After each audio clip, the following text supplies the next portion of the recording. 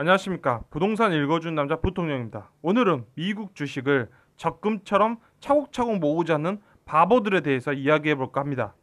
미국 주식이라는 걸 보기 앞서서 우리는 미국의 1인당 GDP가 있죠. 이 GDP라는 게 보시다시피 지금은 6만이죠. 6만 2천 달러 정도다라는 거예요. 그러면 뭐 20년 전이죠. 뭐 이게 18년도니까 뭐 18년 전 2000년도 때 간다면 미국 주식이 미국의 어떤 1인당 GDP가 한 3만 달러 했다는 거죠. 3만 달러 했다는 거예요.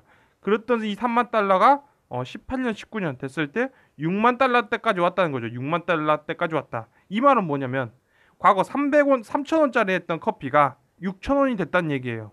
그리고 30원짜리 불법 음원이 이제는 60원 내고 스트림 서비스를 받는다는 거예요. 미국 사람들이 뭐 30만 원 농구화를 샀던 사람이 30만 원짜리 농구화를 샀던 사람이 지금 60만 원짜리 농구화를 살 수 있는 거죠. 농구화를. 또한 주당 30만 원 정도 하던 일자리가 주당 60만 원 일자리가 됐다는 거예요. 미국 1인당 GDP가 늘어났다는 것은 당연히 GDP가 늘어났다는 것은 부가가치에 맞게 늘어난 부가가치에 맞게 미국의 노동자들의 임금도 올랐다는 거예요. 그런데 우리가 이 시점에서 그러면 미국의 주식시장이 있죠. 미국의 주식시장도 있는데 미국의 주식시장이라는 게 별게 없어요. 그냥 주식도 음원이다. 음원하고 다를 바가 없는 거예요. 음원 가격과 다를 바가 없다.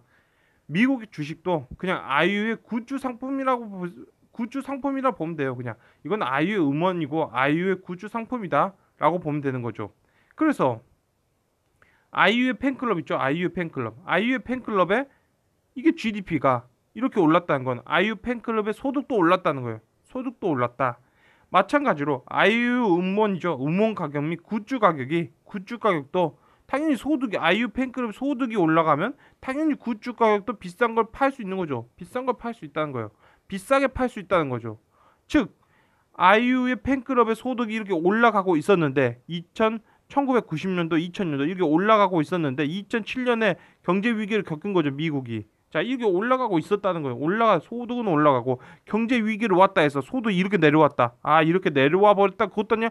여전히 이러고 있었다는 거예요. 그런데 무엇이냐? 주식을 던졌다는 거죠. 주식이 안 가고 횡보하고 사람들이 주식을 던졌다는 거예요. 즉 아이유 팬클럽 의 소득은 여전히 잘 있는데 아이유 음반 및 굿즈 가격이 하락했다는 거예요. 가격이 내려왔다는 거죠. 가격이 내려온 거예요. 그냥 가격이.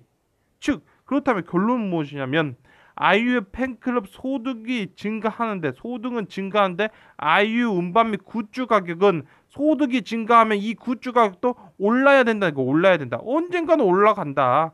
이 소득이 내려온 게 아니니까 올라간다는 거예요. 그냥 올라간다. 올라가게 돼 있다. 그럼 현재 이 시점은 무엇이냐면 아이유의 굿즈, 아이유의 음원 가격은 미국의 소득, 이 아이유 팬클럽의 소득은 여전히 증가하고 있었는데 얘만 횡보하고 하락했다는 거예요. 그리고 요게 이만큼 올라간 만큼 반영을 한 거죠. 그러면 우리가 주식시장이란 거, 미국의 주식시장, 미국의 뭐 증권시장, 이 시장이란 게 과거에도 이렇게 많이 오는 건 미국밖에 없어요 하면서 미국은 앞으로 이럴 거야 하면서 미국의 주식은 한 주 한 주씩 매달 이렇게 한 주 한 주씩 내 적금을 넣듯이 이걸 사야 됩니다 이렇게 하는 거죠. 사야 됩니다.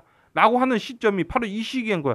아이유 팬클럽의 소득 증가량만큼 아이유의 굿즈 가격이 다 올라왔는데 이때 적금을 넣읍시다. 지금 이러고 있는 거죠. 이때 적금을 넣읍시다. 이러고 있다는 거예요.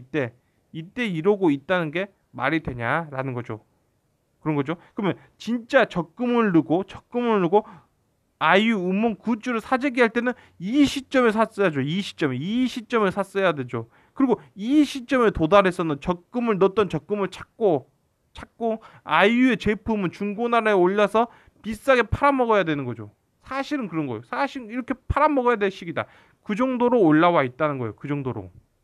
그래서 미국 주식을 적금처럼 모으자는 이런 바보들이 있는데 이 바보들에게 이제 미국 시장은 요거 신선 노름하는 곳이 아니에요. 가만히 앉아 있으면 미국의 기업들은 정말 좋은 기업들이니까 이렇게 꾸준히 팍팍팍팍팍 올라와 줄 거야.